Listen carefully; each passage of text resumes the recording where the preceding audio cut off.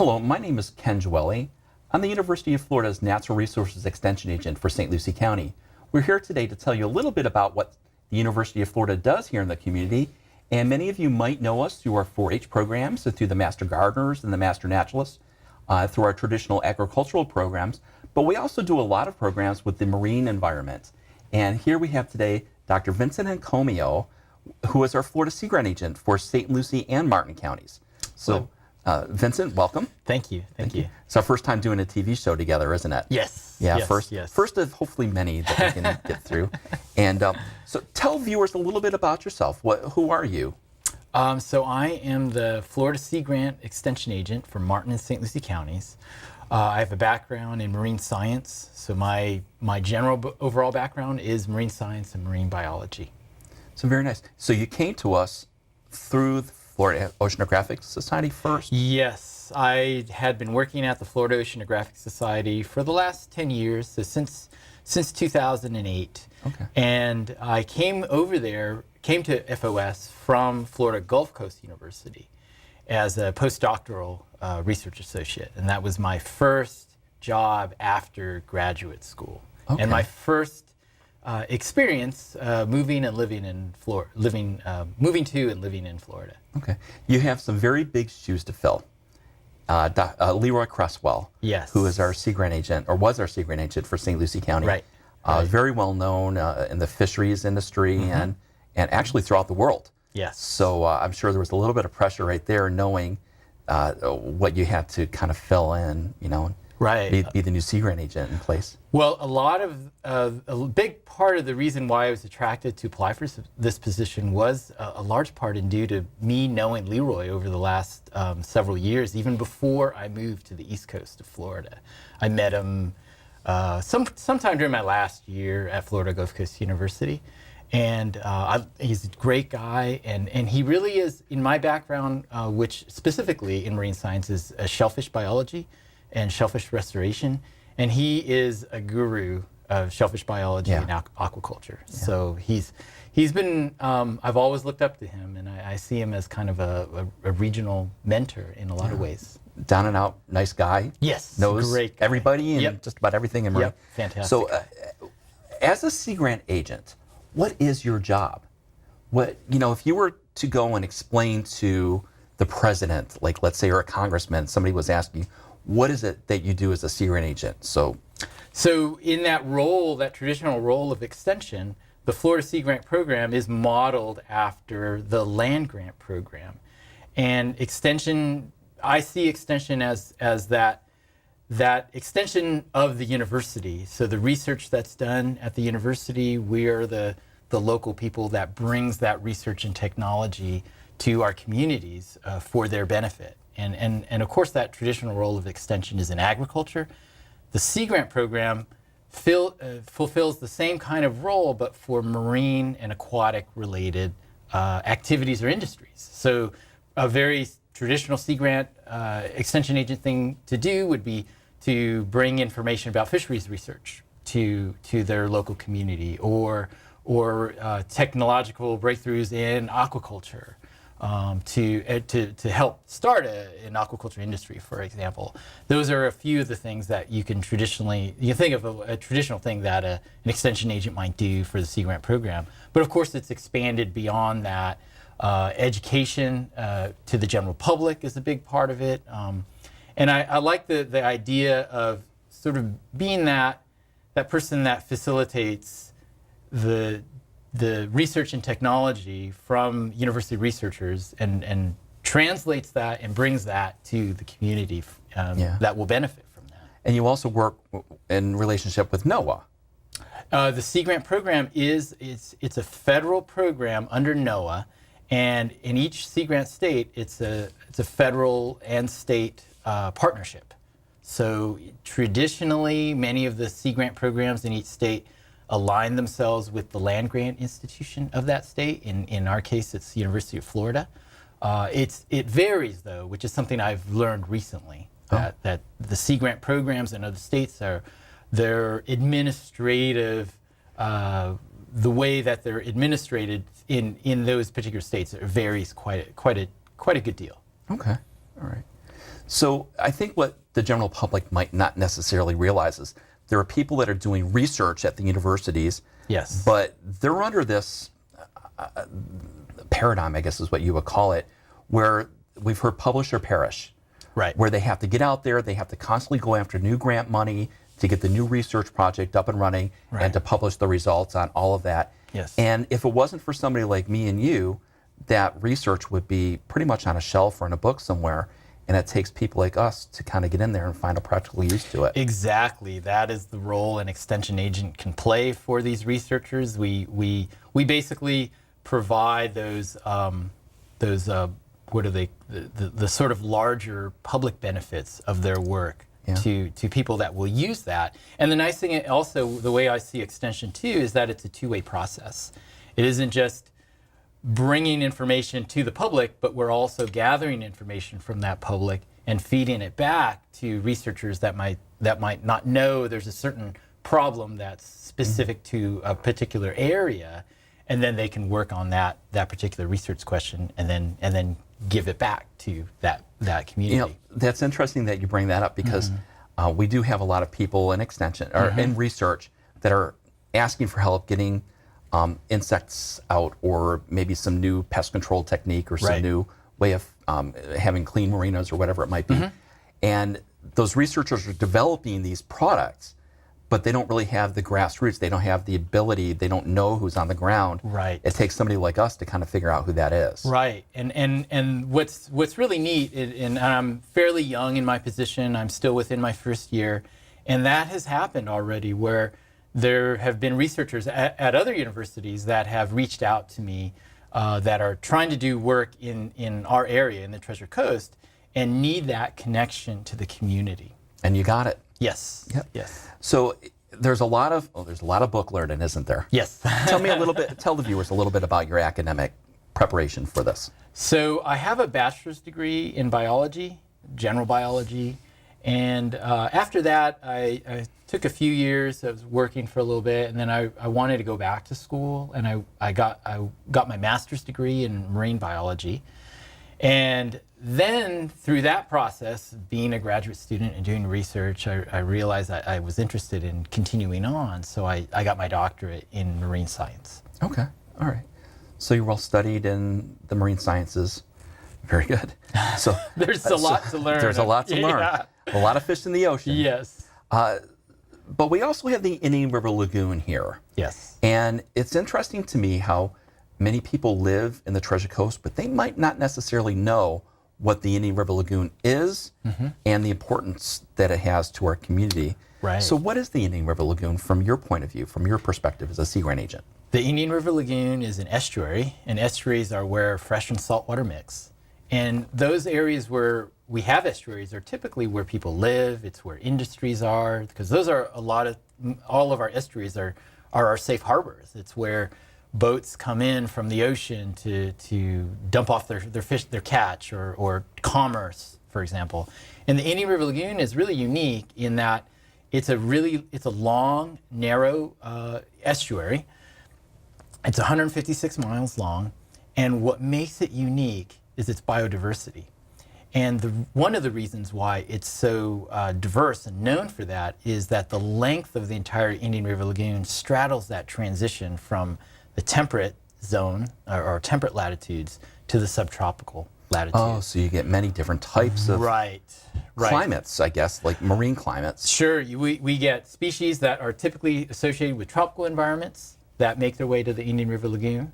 And then you get species that are associated with more temperate environments, and they all mix together in that same estuary.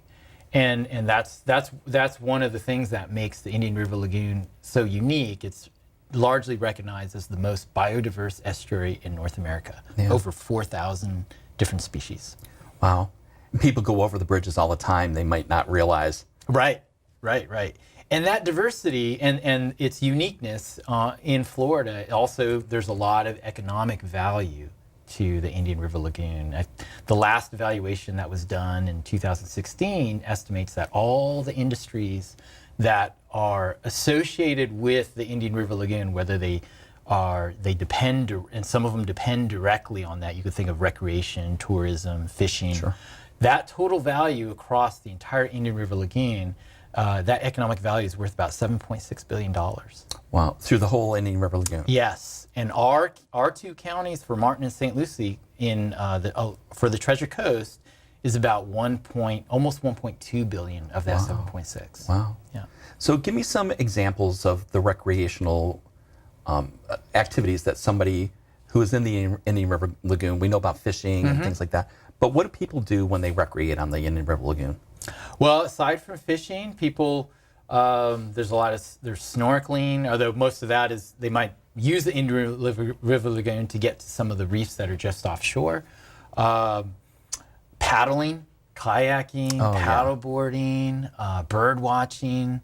Many of our spoil islands are important bird rookeries. So there's a lot of different things that people can do, and fishing is sort of like one of the main ones, of course. I always kind of tell people, and you can correct me if I'm wrong about this, you're the expert in the marine sciences, not me. Everything in the Indian River Lagoon, you're going to find bigger out in the ocean. So you're going to find a lot of the juveniles kind of hiding out and living in the mangrove roots and the seagrasses in the shallows. And it's a safe harbor for a lot of the fish that will eventually become marine. That's exactly right. Estuaries are known as the nurseries for our ocean, and the Indian River Lagoon is no different. So a lot of the fish species that people might catch out offshore, they have spent part of their lives in the Indian River Lagoon as young fish. Yeah. So what threatens the coastal shoreline, the Indian River Lagoon, the beaches? What threats are we facing? With specifically on shorelines, especially our Indian River Lagoon shorelines, erosion from storms, sea level rise is a big threat, and why that's important is we like to live along the shore. Yeah. We build homes, we have businesses that depend on the water or on our waterfront. Those physical structures are relatively pretty much stationary. They don't move. But our shorelines move all the time. They're dynamic environments. So it's only erosion because we're there. And so we're losing a lot of our shoreline, and sea level rise makes that even worse. Okay. And tree trimming when people are removing mangroves. Right. If people remove mangroves, then they're removing one of those things that holds that shoreline in place. Yeah. Things like that. They want the view. Yes. But they don't realize that they might put themselves in greater harm with a hurricane. That's right. Yeah. That's right. So why do you work on these issues? Why is coastal shoreline restoration important to you? Why are the issues relevant to you? Well, they're relevant to me because I recognize how important many of the species that live in the Indian River Lagoon and that make up the habitats like oyster reefs and mangroves and seagrass. They're incredibly important to our environment as habitat for other species, and to our economy as particularly as fishery habitat and recreational value of that. But for me personally, I'm drawn to this area. I enjoy being on the water. I surf, so I've always enjoyed the ocean, and I have a young family. I've got kids, and I want them to experience the joys of being able to live so close to the water. We're very blessed in that we have the Atlantic Ocean right there, the Indian River Lagoon, and where my office is in Martin County, we have the St. Lucie River as well. Oh yeah. Another estuary. Yes, another estuary. Don't want to forget that one. Right, exactly. So we were talking about coastal shoreline restoration. So what is being done to restore the coastal shoreline and the Treasure Coast? And I see you've brought some props here. Right. A lot of work that's being done currently is what we would call living shoreline restoration. Okay. And living shorelines are a type of shoreline restoration where you don't just install one type of habitat, like just mangroves or just seagrass or just oyster reefs, which is what these represent. You try to integrate all three of those different elements, from a living reef that can act as a breakwater for that, a living breakwater for that shoreline vegetation like mangroves or marsh cordgrass, for example, that's helped stabilize the beach even more, and then other things like seagrass, which will even stabilize the sediment as well as provide habitat. All of these are habitat providing structures. Yeah, right. So I see here that you have some oyster shells in a Yes. bag, and we've co-taught the coastal shoreline restoration course, so I'm familiar with how this is done. But maybe you can show the viewers why do you have shells in a bag? We put the shells in a bag because it's a great way of containing the shell. And so we do that because these then act like the building blocks for an oyster reef. And we can take individual units and we can make a reef in different sizes and configurations, different heights. So it's a very convenient way to return oyster shell to the estuary, which is where it should go, because this becomes the foundation for a new oyster reef. Baby oysters will attach to that shell and they'll start growing, and then that shell will provide homes for new oysters as well. So when somebody goes to a local seafood restaurant and they order the oysters, chances are you're probably getting the shells. Along the Treasure Coast in Martin and St. Lucie counties, a lot of the restaurants participate in a shell recycling program, and all that shell goes back into oyster restoration programs that are active in Martin and in St. Lucie County as well. And so all of this shell here in this bag is recycled oyster shell from one or many of those restaurants. Okay. I'm not familiar with this one. So this is a new oyster reef module that we're trying. We actually built a few today with some summer campers, some 5 to 7-year-olds. So that gives you an idea of how easy and simple this can be to make. But these are cement blocks with different mixes of materials to make them lighter and more porous.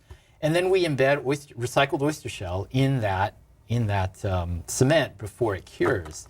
And one of the reasons we are trying this approach is the bags here are plastic. So we're trying to look for alternatives to plastic for these kinds of restorations. Yeah, I think it's probably wise. Yeah, there's a big movement now to reduce the amount of plastic in the environment. Yes. And every once in a while we'll hear a horrible news story where a beaked whale has plastic trash bags in its stomach and dies. Or we do work with the Master Naturalist program and Aaron Cartmill at the Oxbow and others on the marine microplastics. Right. And it's pretty amazing because every sample that we've looked at has had plastic in it. Yeah. So we've had volunteers out for a few years now collecting water samples, and we handed that program over to Aaron over at the Oxbow and Emily Dark over at DEP. So they're kind of taking on the responsibility of getting all that done. But when we first initiated this program, literally, it was an eye-opener. It was quite a shock. Wow. And people don't think about how plastic gets in the environment, but if you wear synthetic clothing, yes, just like polyester, right it makes straws. There's a big movement nowadays to reduce the straws in the environment. Right. I went online and I bought some straws, some metal straws. That's right. Yeah. And I am probably going around and drinking my water or whatever using metal straws. But sometimes I get it in a plastic cup. So I'll have, it's like I'm getting part of the message. I'm getting the metal straw in my iced tea or whatever it might be, but it's in a plastic cup. So I'm working on finding places where I can go in with my own cup that's reusable and, having them just fill it up that way.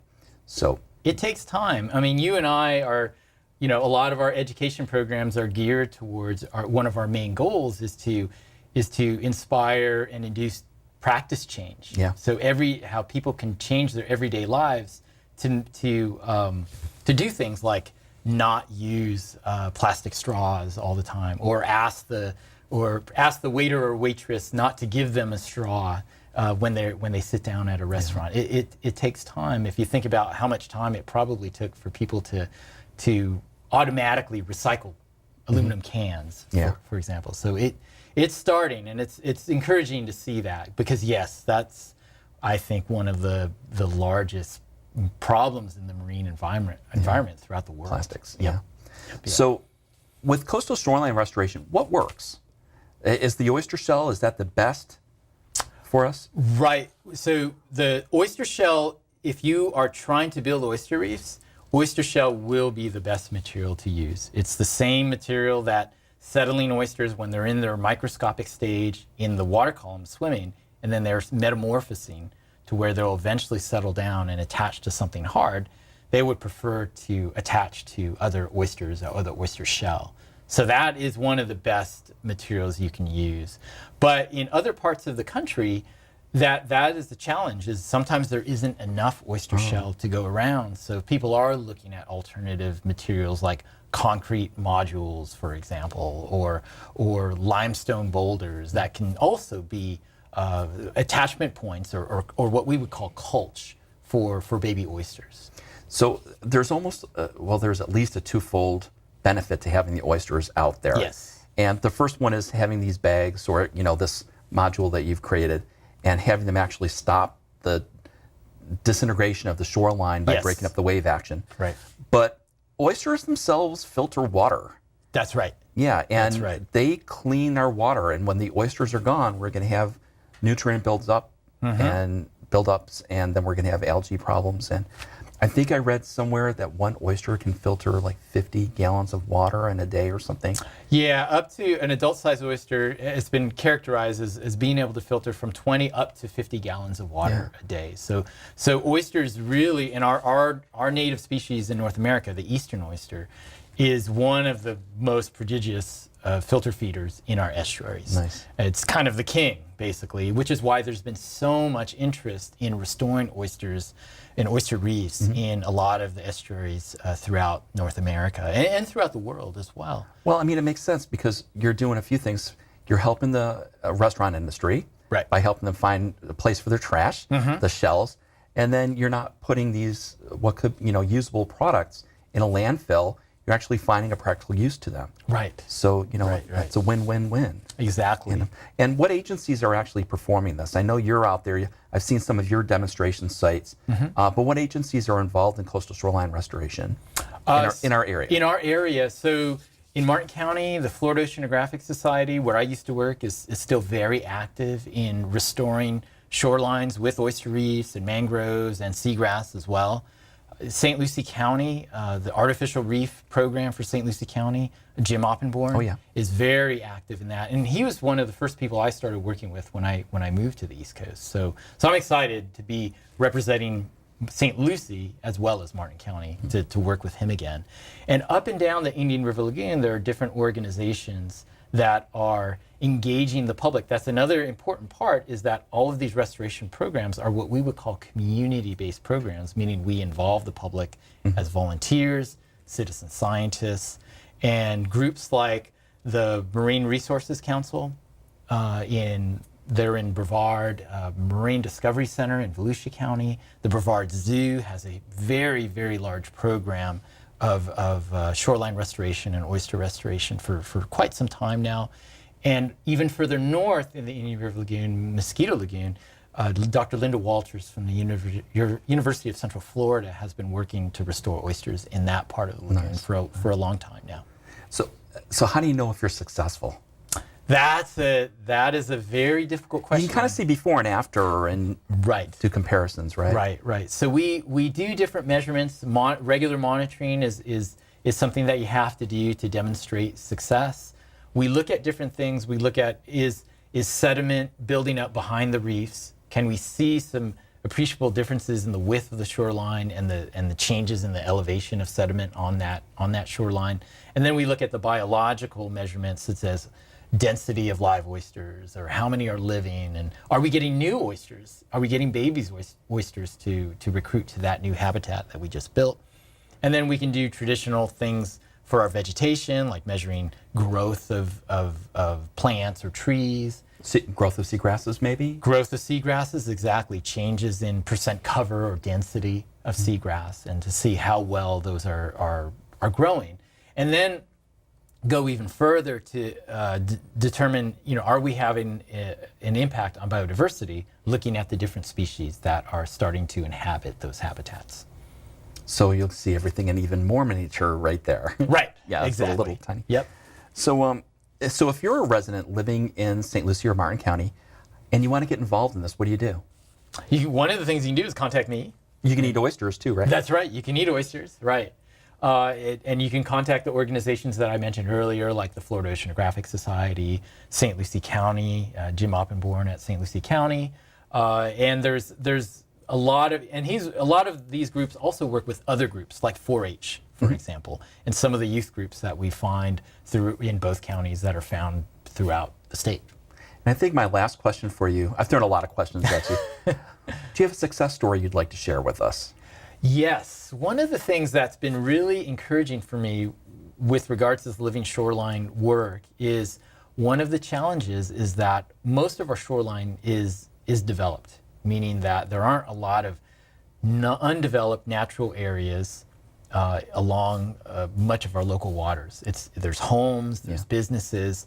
So one of the things that's important is trying to engage and encourage the people that live along those waters to engage in things like living shoreline restoration. It's particularly when some of these residents are losing property and losing shore. So they're worried about their homes getting eroded away underneath it, or so they have a vested interest in this. Yeah, we're trying to convince them that there is definitely a vested interest. And so what we're seeing, I think there's a growing momentum in a lot of the homeowners. We've really gone home to home, and it's starting to build. We started working with 4 homeowners, and then what started to happen is that we'd get phone calls from other homeowners that lived along that stretch of shoreline saying, hey, I saw what my neighbor was doing. I'm interested in that. Can you tell me more about that? And how much does it cost? That kind of thing.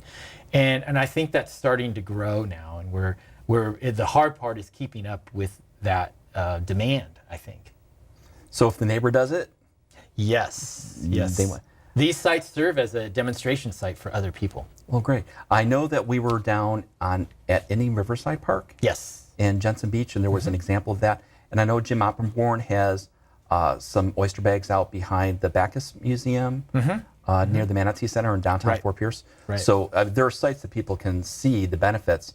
And I think it was really evident to me, not being an expert like you are in this area, there is benefit to having these oyster bags out there and to restoring. There was noticeable amounts of shoreline that had been restored. Right, exactly. And so some of those areas where we've restored, the shoreline is growing wider. The vegetation is starting to grow out towards the water, which is a good indication that the edge, we typically define the edge of the shoreline as the most waterward extent of the vegetation that's growing on that shore. So if it's growing out, then that's evidence that the shoreline is widening. Well, Vincent, thank you for spending time with us today and telling us about Florida Sea Grant and coastal shoreline restoration and why people should be eating and recycling oysters and things. So thank you for taking time today and teaching us about this. All right. Thank you, Ken. Here at the University of Florida in St. Lucie and in Martin counties, actually in all the counties of the Treasure Coast, we have a number of programs. Please get involved with the Extension Office. Our number is 772-462-1660, and we can help hook you up with opportunities like with Vincent on oyster bed restoration. So thank you very much for being with us today.